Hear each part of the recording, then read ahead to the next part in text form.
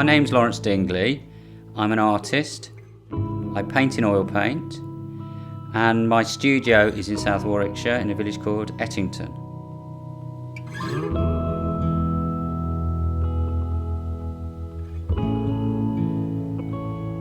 Always been interested in arts and painting in particular. You know, even as a young boy, sort of 10, 11, 12-year-old, I was outside painting in the countryside. So it's just a natural progression really to go off to art college and continue beyond into adult life.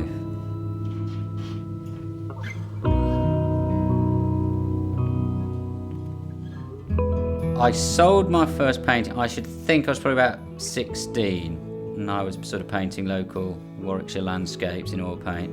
I remember the lady I sold it to because I recently, sort of 35 years on, sold her another one, and I think I cringed a bit when I saw this first painting because it was probably okay at the time, but I used to use a lot of black paint to create shadows, which is not really correct. Too much black makes a painting look a bit sooty, and there was a lot of black in this painting. That's what I remember about my first painting, but I think I was probably very happy with the money that I received at that tender age. I guess one of the big frustrations is if you've got yourself in a nice situation and then the weather changes, hopefully you've got enough down on the canvas, you've got your camera, you've got a record of it, and you can maybe come back to it in the studio. I do paint with natural light. I don't paint on cloudy days, basically. I need a good contrast in light and dark to succeed with the paintings. So I'm constantly looking at weather forecasts and trying to take those windows of opportunity.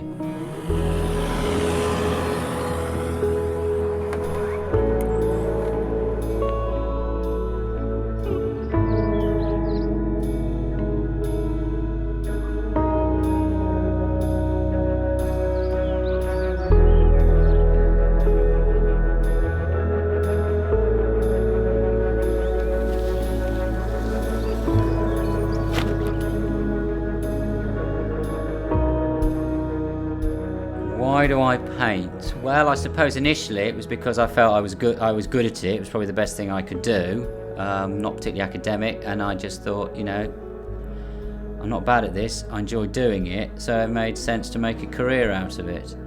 I think sometimes now you can get into slight ruts because you're doing it also. I'm painting to make a living. So one slight problem there can be I paint also in a bit of a commercial way sometimes because you're painting subject matter that you know might sell. This is one of the big dangers really, because you're trying to feed a family. If I know I can sell particular images, that's a route I might go down, and I have to be very wary of this and still try new things, which is great because it keeps me fresh if I'm trying new subject matter in particular. You know, it may not always work so well, it may not always sell so well, but it keeps me interested in the basic principle of painting. With the colours that I use, one of the main problem colours for me actually is green, particularly living in Warwickshire, where for most of the year we're surrounded by a very green landscape. There are an awful lot of subtleties in green. It's not my favourite colour. I think probably that's why I've ended up painting seascapes, where I'm using a lot of blues. So I suppose I am drawn to the blues. For some reason it seems to suit me.